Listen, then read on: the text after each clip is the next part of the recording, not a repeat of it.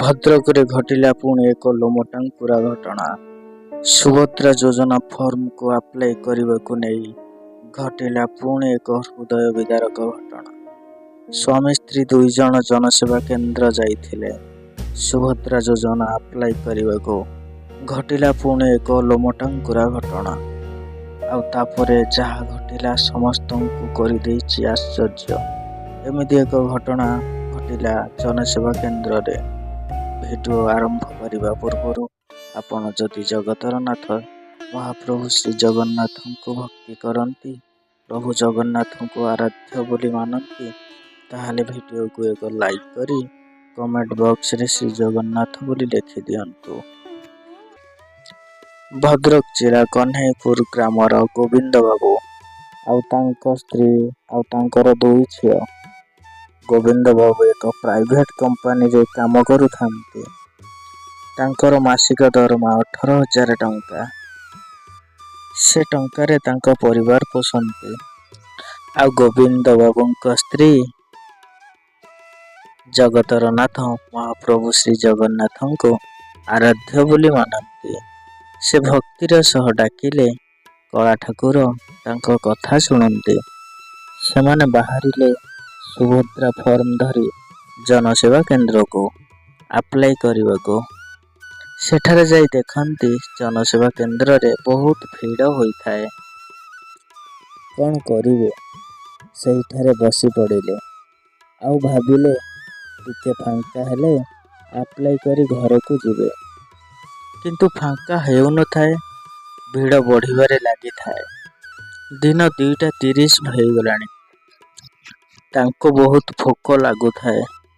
ଗୋବିନ୍ଦ ବାବୁ ଆଉ ତାଙ୍କ ସ୍ତ୍ରୀ ଗଲେ ହୋଟେଲକୁ ଖାଇବା ପାଇଁ। ଖାଇସାରି ଜନସେବା କେନ୍ଦ୍ରକୁ ଫେରିଲେ। ଆଉ ଦେଖିଲେ ଆଉ ଦୁଇଜଣ ଅଛନ୍ତି। ସେ ଭାବିଲେ ଦୁଇଜଣ କାମ ସରିଲା ପରେ ଆମେ ଫର୍ମ ଦେଇ ଆପ୍ଲାଏ କରି ଘରକୁ ଯିବା।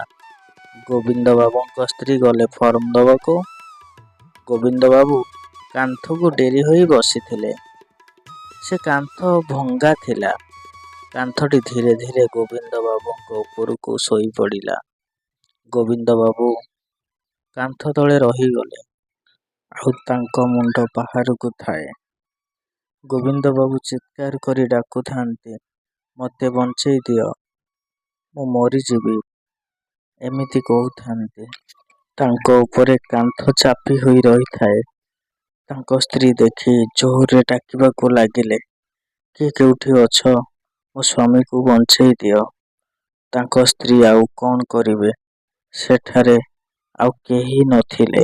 ଜନସେବା ଅଧିକାରୀ ଦୁଇଜଣ କ'ଣ ବା କରିବେ? ବଡ଼ କାନ୍ଥ କେମିତି ବାହାର କରିବେ ଗୋବିନ୍ଦ ବାବୁକୁ? ଗୋବିନ୍ଦ ବାବୁଙ୍କ ସ୍ତ୍ରୀ ଲୋକମାନଙ୍କୁ ଡାକି ଆଣିଲେ, କିନ୍ତୁ ସେମାନେ ସେ କାନ୍ଥକୁ ଉଠାଇ ପାରିଲେନି। ଏତେ ବଡ଼ କାନ୍ଥ କେମିତି ବା ଉଠାଇବେ? ଏଣେ ଗୋବିନ୍ଦ ବାବୁ ତଣ୍ଟି ଶୁଖି ଯାଉଥାଏ। ସେ ଆଉ ନିଶ୍ୱାସ ନେଇ ପାରୁନାହାନ୍ତି। ଖାଲି ହାତ ହଲାଇ ଡାକୁଥାନ୍ତି। କିଛି ଉପାୟ ନ ପାଇ ଗୋବିନ୍ଦ ବାବୁଙ୍କ ସ୍ତ୍ରୀ ହାତ ଟେକି ଦେଲେ। ଆଉ ଡାକିଲେ, ହେ ଜଗନ୍ନାଥ, ହେ ଜଗତର ନାଥ ଜଗନ୍ନାଥ, ହେ ମହାବାହୁ, ହେ କାଳିଆ ସାଆନ୍ତ, ମୁଁ ଆଜି ଯାଏ ତୁମକୁ କିଛି ମାଗି ନାହିଁ। ପ୍ରଭୁ, ଆଜି ମୁଁ ଏତିକି ମାଗୁଛି, ମୋ ସ୍ୱାମୀକୁ ଉଦ୍ଧାର କର ପ୍ରଭୁ, ମୋ ସ୍ୱାମୀକୁ ଉଦ୍ଧାର କର। ଏତିକି କହିଲା ପରେ ଏମିତି ଏକ ଅଦ୍ଭୁତ ଘଟିଲା। ଯେଉଁ କାନ୍ଥ ତଳେ ଗୋବିନ୍ଦ ବାବୁ ଚାପି ହୋଇ ରହିଥିଲେ, ମଝିରୁ ସେ କାନ୍ଥ ଫାଟିଗଲା। ଯେମିତି କାନ୍ଥ ଫାଟିଗଲା, ଲୋକମାନେ ଅଧା ଅଧା କରି କାନ୍ଥକୁ ଉଠାଇ ଦେଲେ। ଆଉ ଗୋବିନ୍ଦ ବାବୁଙ୍କୁ ନେଇ ଆସିଲେ। ଆଉ ତାଙ୍କୁ ମେଡିକାଲ ନେଇଗଲେ। 2 ଦିନ ପରେ ମେଡିକାଲରୁ ଭଲ ହୋଇ ଘରକୁ ଆସିଲେ।